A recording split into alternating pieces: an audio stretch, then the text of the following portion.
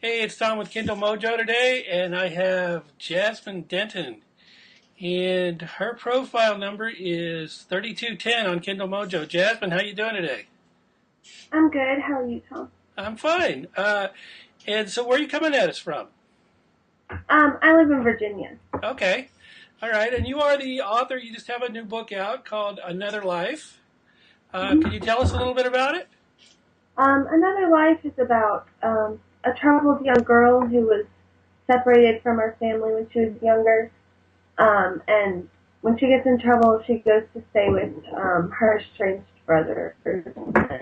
Okay. So, what would you classify that? What genre? Is it a young adult? Um, no, it's new adult. I would say it's a new adult romance with some family drama elements. Okay. So, Kind uh, of, it's a I, tricky thing to classify. Okay, well, you don't have to There's also classify. That's the brilliant. That's the best part about independent fiction. Uh, Now, tell me a little bit about your process. How do you go about? You say you have 10 books out, um, mhm. and so you have your process down pretty well, I would assume. And so, tell me a little bit Yeah. about how when you get a story idea in your head. What's the first thing you do to start writing a book? Um, Well, the first thing I would do is get to know the characters a little bit. I write out some stuff about them and what they've been through, what their motivations are, and then I would write usually before I start writing, I have a scene in mind, like a dramatic scene or some kind of revelation that I want to build up to.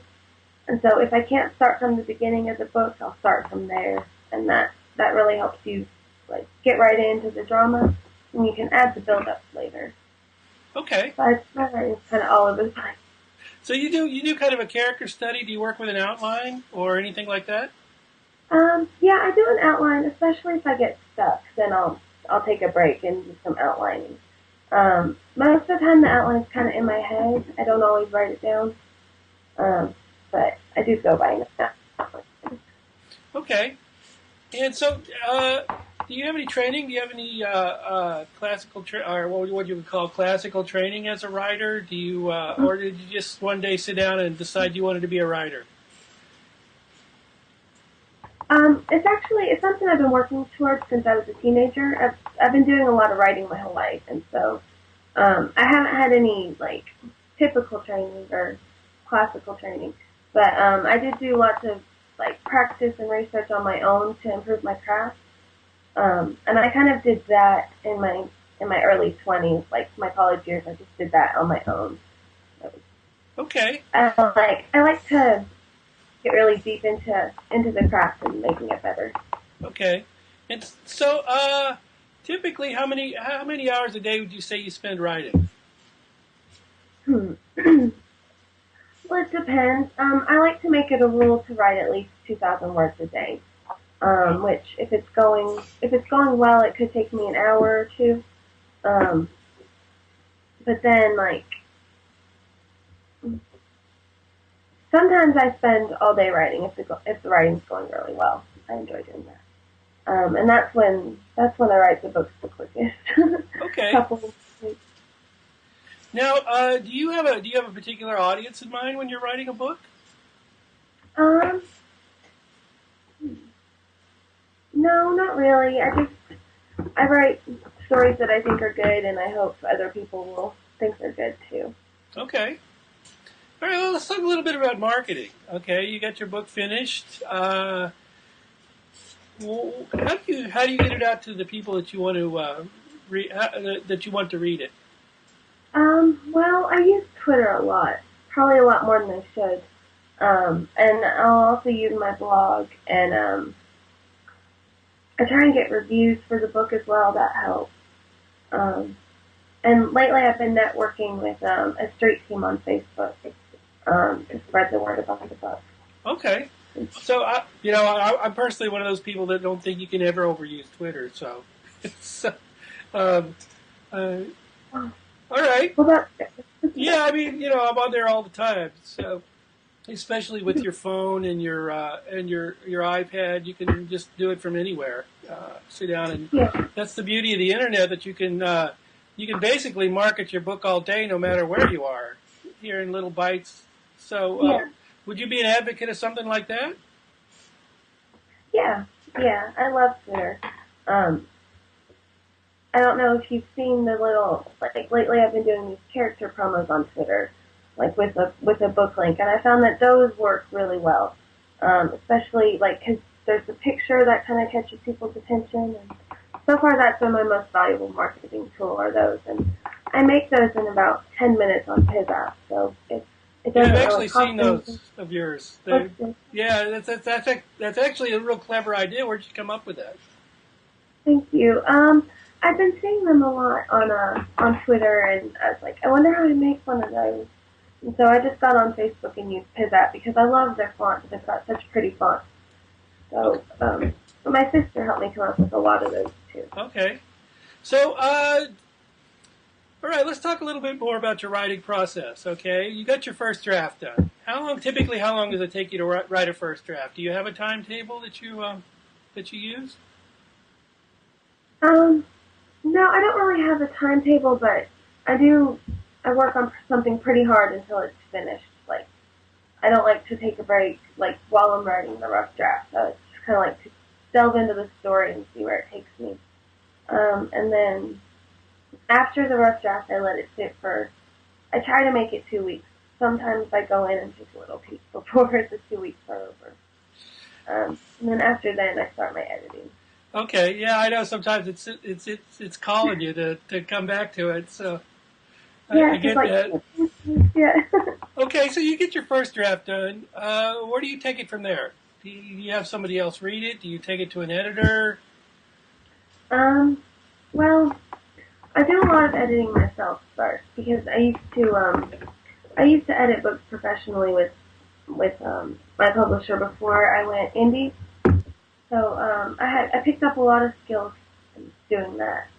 And then I'll hand it over to like a critique partner or a beta reader and get their opinion on it, and then I'll take all that into consideration when I do.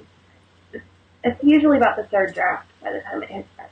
Okay, so I hear you say beta readers in there. I'm a huge advocate of beta readers. Um, Usually I find writer's block is fixed with adding something like spicy to your story. Like when you're struggling with writer's block, you get to this point where you're like, oh, I hate this book. It's terrible. I'm terrible. You know, and then if you find something that'll make you fall in love with the story again, that really helps. Okay, all right.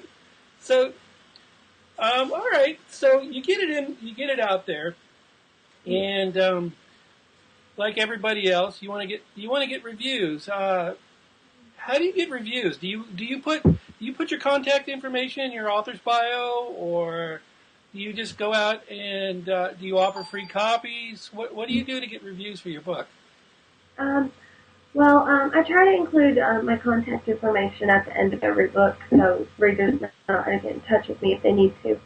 And then, like for getting reviews, I offer free copies to reviewers. I don't have a problem doing that. That's a relationship that I think authors really need to take advantage of. Um, and then, like sometimes if reviews are having are really slow coming in, like with Another Life, the reviews have been really slow coming in, and so I swapped with a couple other authors who had a book that they wanted reviewed on the contingency that we're honest about how the book really is. Um, so I'll do that, and a lot of times I have reviewers who loved my other books, and so I'll approach them, say I've got this new book out. Do you want to take a look? Do you build a mailing list of your readers? No, but that's a good idea. Okay, yeah, that helps. That's I think John Locke started doing that, and it actually really works for getting reviews, especially if you're writing Yeah. in a series. And, Yeah. Right. do you write in a series, or are these all separate entities of themselves? Actually, I think they're all part of the series. I have a hard time writing a standalone, but I've tried. I ended up writing a sequel, which is different than a series, but I have a hard time letting my characters go, so I really like to write books. Yeah, yeah. I think most authors do have a hard time letting their characters go. Do you Yeah. ever see a point where you would just say, all right, this character's led a full and happy life or unhappy life, whatever, and it's time to him or her go and just move on to something else. Do you ever see a point where you're going to do that? Yeah, I think so. I did that with my first two books, and I, I kind of wrote them to a happily ever after ending, and then ended that storyline. Um, Endings are really hard.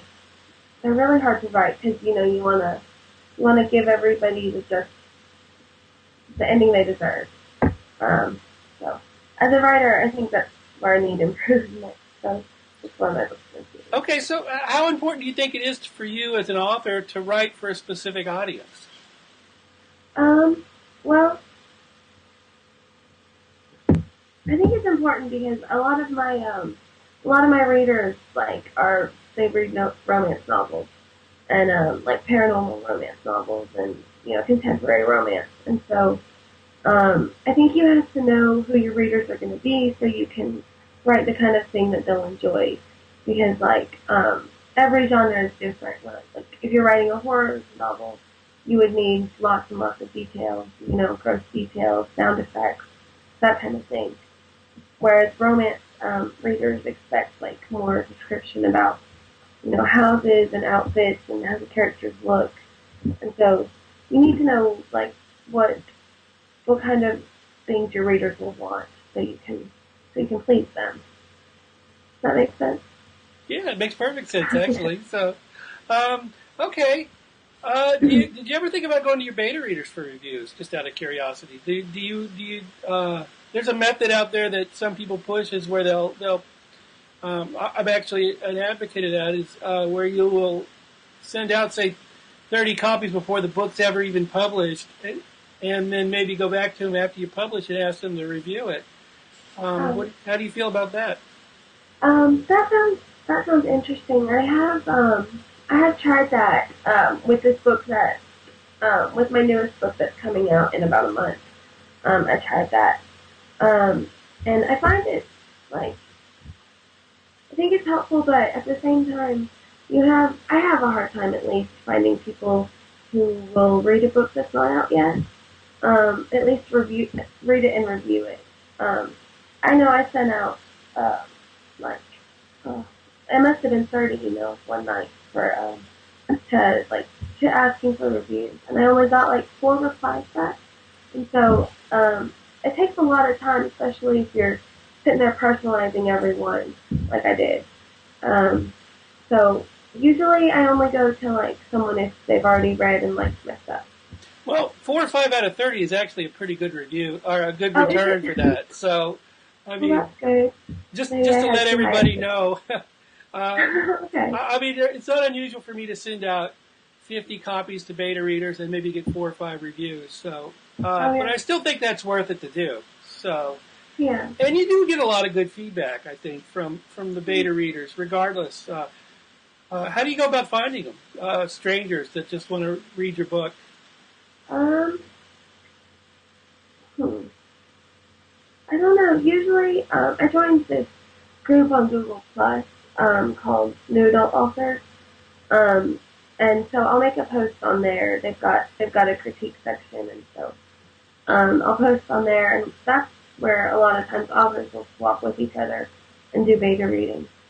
Um, so that's where I go. Usually, it's that Google group. I don't like to do it on Twitter because you don't have that. I don't know. There's so many people, and you don't have that one-on-one connection like you would if you were getting them from a smaller group. Okay. All right. So what's next for you? Where are you going with now that you got a new book out? What's your current project? I'm working on the sequel to Another Life right now. It's part of a series, and that's been really fun. I love these characters, and I've actually been trying to tell their stories for quite some time now, so it's fun to watch them grow past this first book. Okay. So they evolve into a second story. Yeah, All Yeah, right, it's maybe been a really third fun. one or a fourth one even. Yeah, at least the third one. Okay, all right. And what do you do when you're not writing? um, I'm a big fan of what I call TV therapy. I love watching TV, and it's good for you. I think. I mean, I think it's good for your imagination, and I love watching TV shows and like going on TV binges. You know, that really helps you get a feel for character development. So at the same time, it's kind of research if you wanted Okay. to spin it that way. Yeah. I gotta admit, I'm a big fan of TV therapy too. So Are you? Okay, yeah, so you know what yeah. I'm talking Especially when about. a new show comes out, I can sink my teeth into it. Oh yeah, Yeah. exactly. Okay. All right. So, is there anything else you wanted to cover? Since, Um, well, now I mean, um, I just want readers to know that I have a series that's fantasy, and I have stuff that I write that's contemporary. So whatever your tastes are, I'm sure I've got something. I write a bunch of eclectic stories. okay. Well, let's talk about the different genres you write. So you write in a couple of different genres. How difficult is it to switch from one mindset, say a fantasy to an urban fantasy to a romance to a mainstream fiction? Do you have a um, problem with that?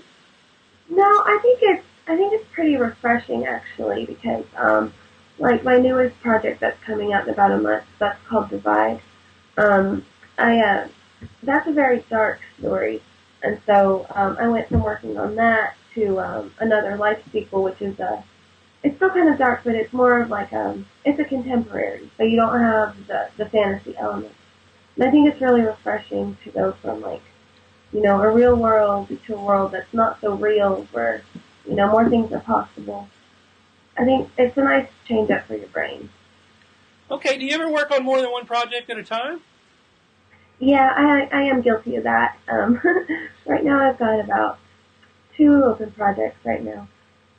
One's fantasy, one's contemporary. So whenever I get bored of the real world, I just switch to the fantasy book, and whenever that mythology becomes too difficult or mind bending, or I get stuck, I'll switch to the contemporary. Okay. So why would you say you're guilty of that? I think that's Oh, great. I think that it's not oh, unusual for me to be working on three books at once. I'm a little weird that way. So, uh, well, but I totally. would you would you uh, would you advise that for authors to do or? Um, yeah, especially if you're the kind of person that gets a little like restless or bored easily, or if you just like to keep things a little mixed up, or not mixed up, spiced up. Um, I think it's nice because I find that I don't encounter as much writer's block when I do that. Because I've always got if this story slows down, I'll just switch to the other one, and that really helps you know keep your brain working. Okay. All right. So where can we find you on the web? You can find me on Twitter. My handle is at Jasmine L Denton, and that's the handle I use all over. So you can find me on Facebook and Pinterest, and I have a blog on WordPress. Um, you can find all that information in my Twitter profile, I think, and on my Kindle Mojo profile. Okay. Yeah. I see it all here on your profile. Okay, You're I pretty thought well I'd put all covered the. actually. So Oh, cool. I try. all right. Well, thanks for being with us today. Oh, thanks for having me. It was fun. All right, and good luck with your book. Oh, thank you. Good luck with yours.